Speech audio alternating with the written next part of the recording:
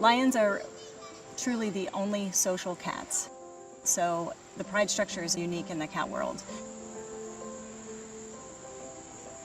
It's very rare to actually see a natural pride in a zoo, formed in a zoo. And it's different every day. We can never predict exactly how it's going to go with that many lions.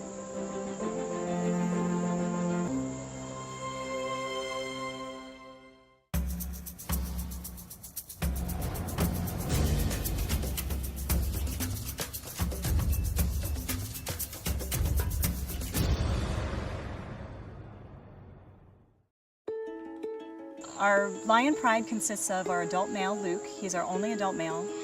The 2 adult females, Naba and Shira, they're sisters.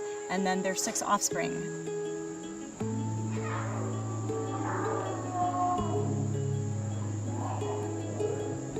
The first thing that we usually hear, even before we open the front door, is the lions are starting to rouse. The cubs do try to chime in. You hear these pips and squeaks, and they're just trying to already be part of the big pride. Everybody is anticipatory about something, either going out, getting fed, they hear the refrigerator open, they know that food is being prepared, then they're ready for what's next. If you ever wanted to know what 9,000 grams of meat looks like, we put glitter in the lion's food because it actually shows up in their poop. Naba gets red glitter in her food and Shira gets purple glitter. If someone is having an off poop one day, it's a great way for us to determine which lion may not be feeling well. Now for the cubs. Little tiny meatballs for the cubs. When we're preparing meat for the lions, we usually set aside a certain amount of meat to use for training. When we are getting ready to do a training session, we need to get them all into their individual enclosures. And to do that, it is kind of like herding cats. I'm gonna let these guys spread out a little bit down here and see if we get anybody else. Get the meatballs ready. Okay. They're probably gonna shoot through. Okay. Go back through. There you go. Okay.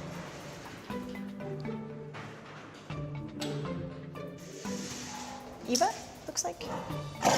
Yep, that's Eva. That would be Eva. Yeah, for sure. I'm so lucky I get to train Eva. We do have one tough little girl. Her name is Eva. She's like our big attitude girl. I also train Amali, so she's the only female that was in Shira's litter. And she's very quiet and very dainty in the way that she eats. Amali, target? The target stick is used as a directional tool, and they learn to touch their noses to it. We can use it to move them to different areas of their indoor enclosure, and so we can see different parts of their body, make sure they are healthy, make sure there's no injuries. The training creates a bond between ourselves and that particular cat that we're working with that will take them throughout their entire lives.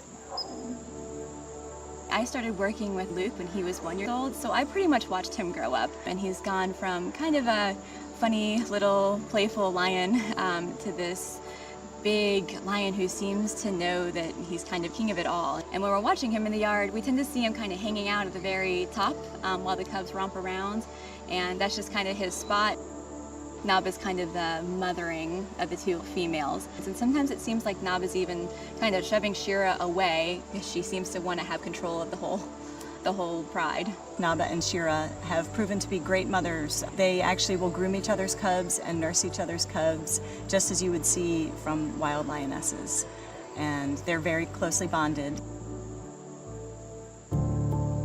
Pride life is important in the wild because lions are under constant stress.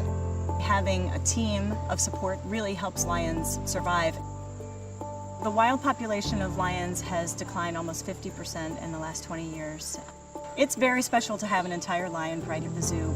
Our lion pride on exhibit here mimics what you might see if you were to go to Africa and see a wild lion pride. They're here to help us understand more about lions and to serve as ambassadors for their wild counterparts.